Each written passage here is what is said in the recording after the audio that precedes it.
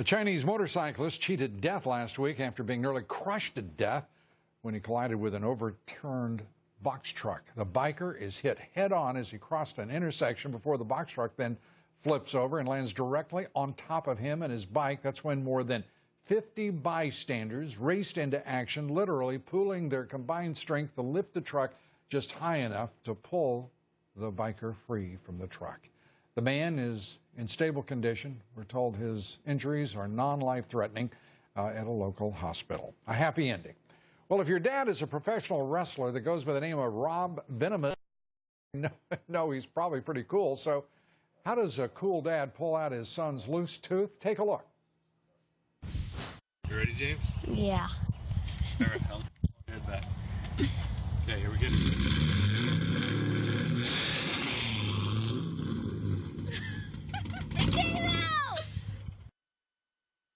That's a 2010 Chevy Camaro. It works.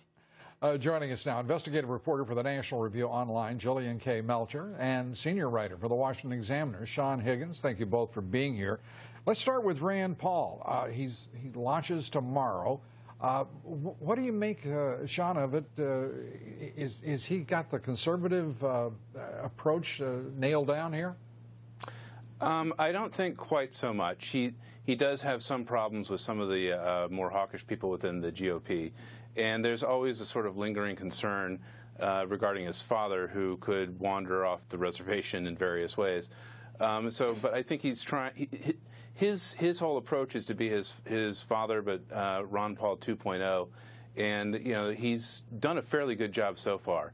Running as the sort of outsider that he's trying to do, he does have the ability to make a decent claim for that, which is not something that a lot of politicians running can do. And he inherits the libertarian, certainly the libertarian support.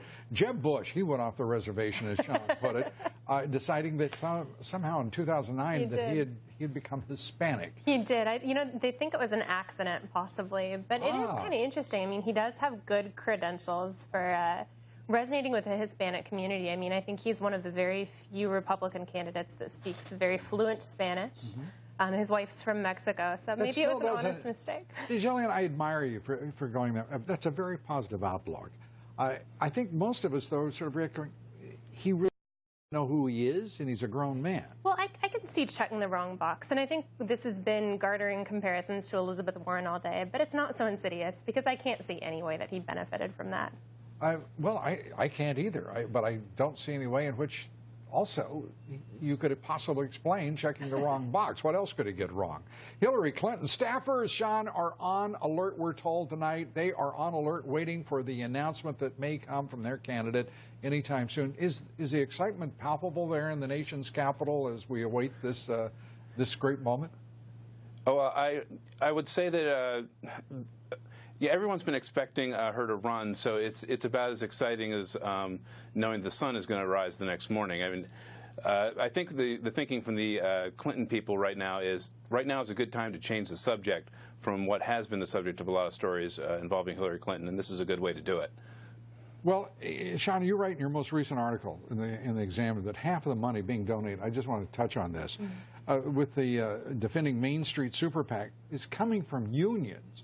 Are we to take it that is some sort of shift in union support to Republicans? Not to Republicans at large. I mean, the overall numbers are still heavily lopsided in favor of Democrats. If you look at the Center for Responsive Politics, almost 90% in the last election cycle went to Democrats, and only about 9% or so to Republicans. And that's been actually fairly close to the norm for the last few election cycles.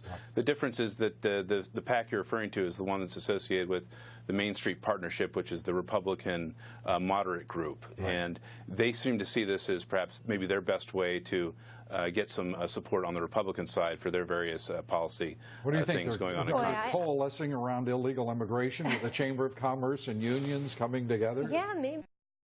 For residents, I mean, for relevance rather, I think if you look at the union membership numbers, they're just awful. They're devastating. So I think, unions are maybe seeing what other aspects they can play in politics to stay on the ball.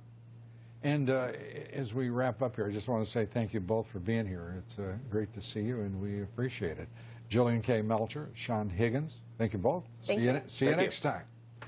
Time now for a quick look at our online poll results. We ask whether you believe that President Obama has forever damaged U.S. relations with Israel by agreeing to a nuclear deal, so-called, with Iran. 80% of you said yes. Time now for a few of your comments. Nick tweeted me to say, it's not just Israel.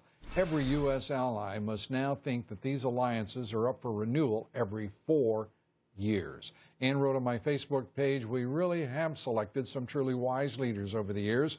Why haven't we been able to repeat that wisdom for the past 2 decades? A great question. That's it for